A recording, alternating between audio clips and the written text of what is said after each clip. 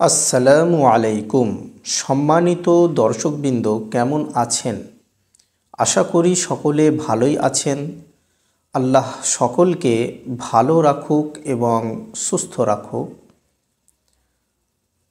আজকে আমরা জানব যে কোরআন শরীফের সবথেকে ইম্পর্টেন্ট একটি সূরা, যার নাম সূরা কদর, তার ব্যাখ্যা আমরা জানব।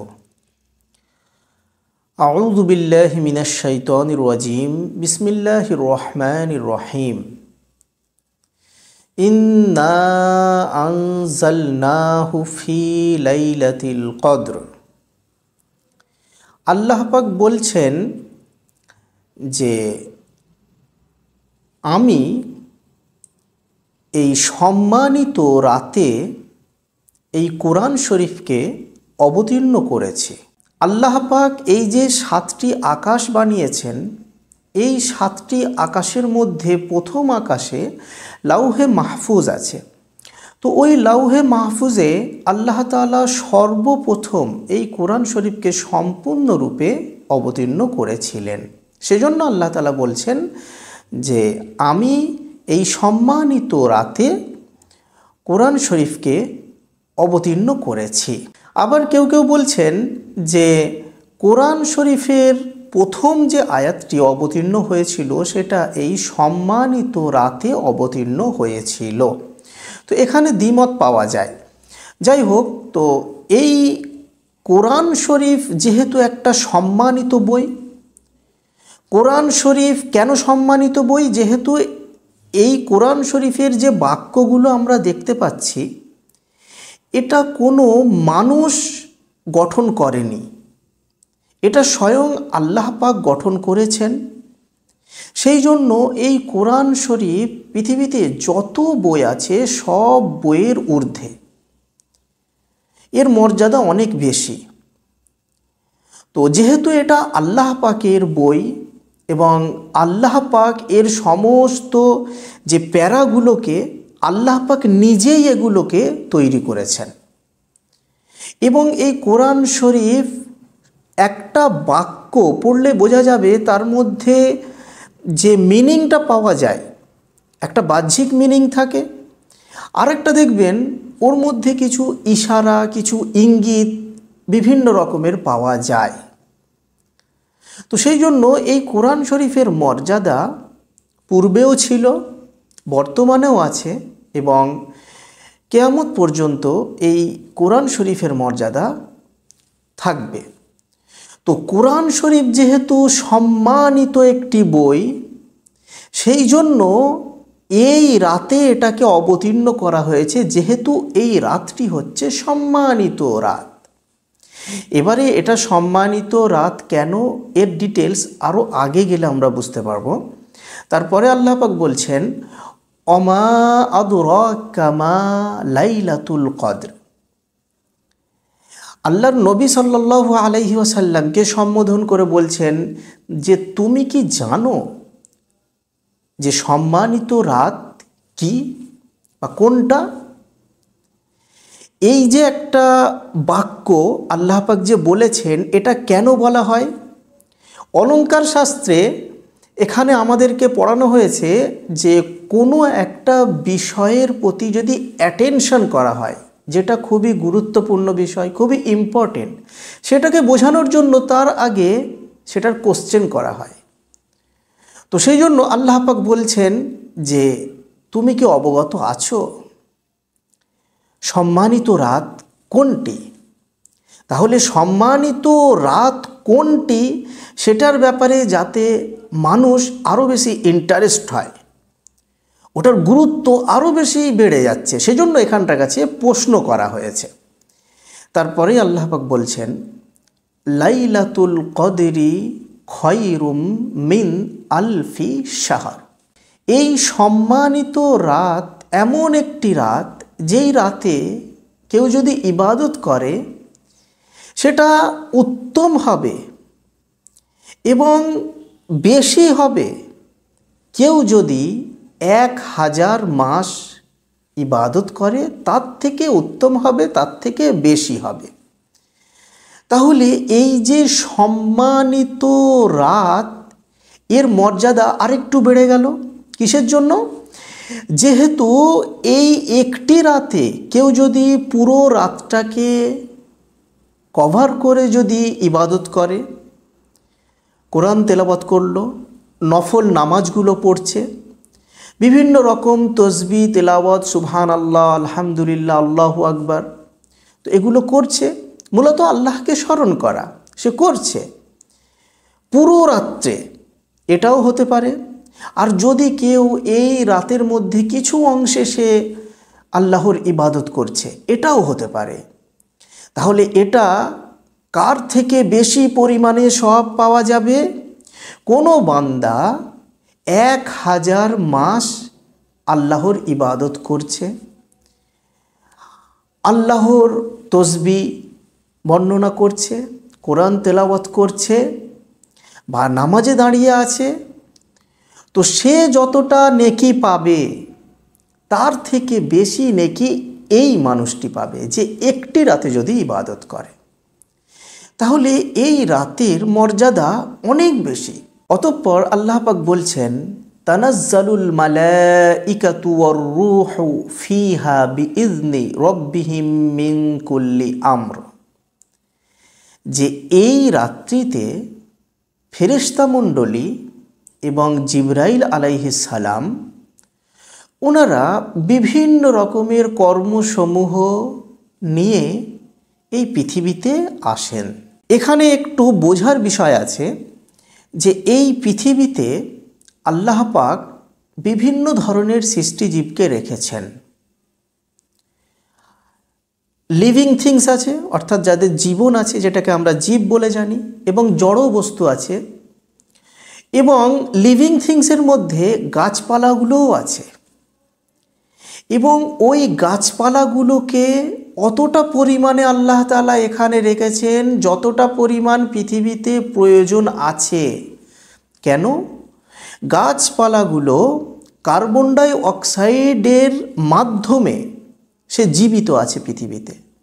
তাহলে গাছপালা কার্বন ডাই অক্সাইডের মুখাপেক্ষী, এবং কার্বন ডাই অক্সাইডগুলো আসছে এই জীব থেকে, মানুষ, পশু, পাখি ইত্যাদি ইত্যাদি, এইগুলো থেকে কার্বন ডাই অক্সাইড আসছে।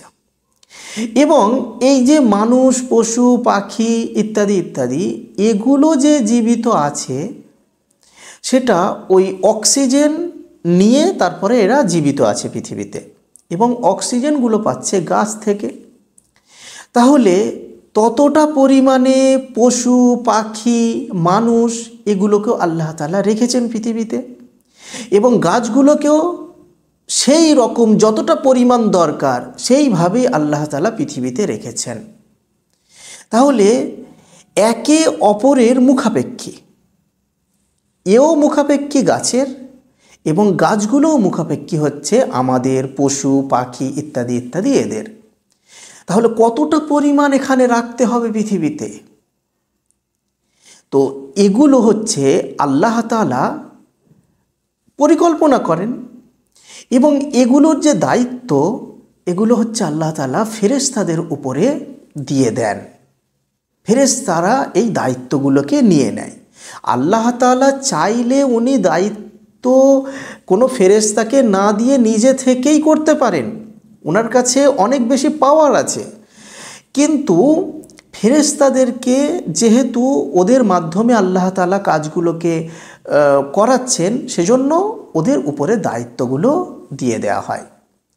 এবং এই পৃথিবীতে কোন এলাকাতে কত পরিমাণ বৃষ্টির প্রয়োজন আছে, কোন এলাকাতে মাটির নিচে কত পরিমাণ পানি দরকার, এবং কোন এলাকাতে এই হাওয়াগুলোকে নিয়ে যেতে হবে, আবার কোন এলাকাতে একটু বেশি গতিবেগে ঝড়গুলোকে আনতে হবে।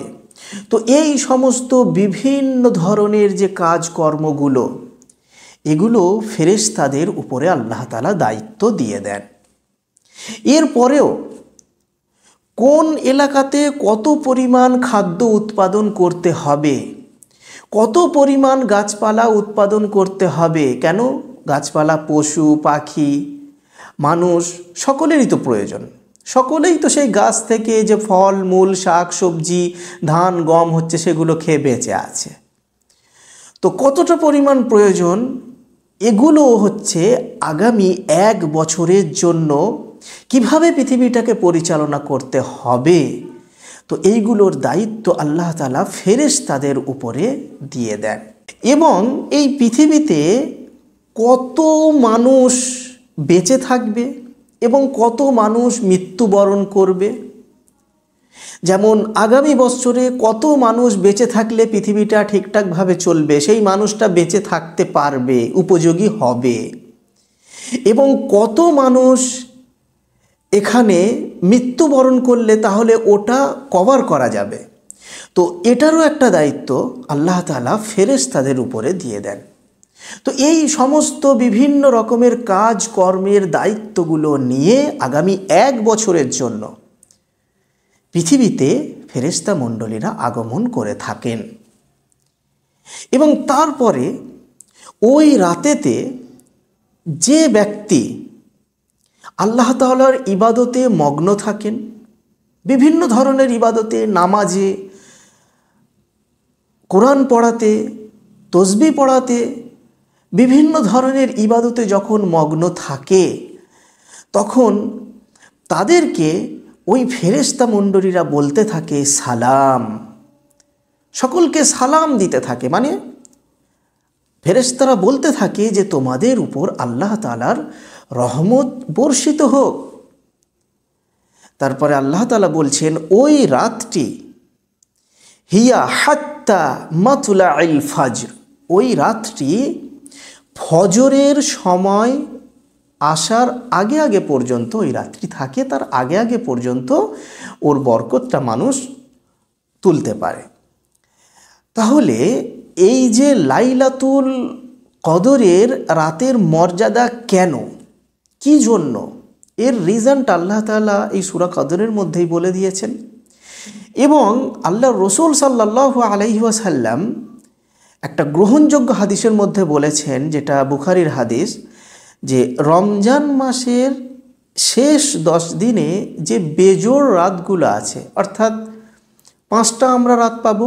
একটা হলো 21-এর রাত, 23-এর রাত, 25-এর রাত, 27-এর রাত এবং 29-এর রাত।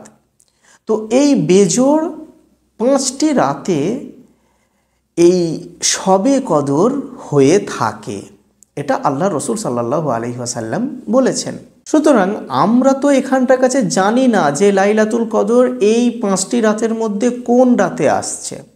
তাহলে আমাদের উচিত হবে যে আমরা যেন ওই 5টি রাতের মধ্যে প্রতিটি রাতে আমরা যেন ইবাদত করে থাকি।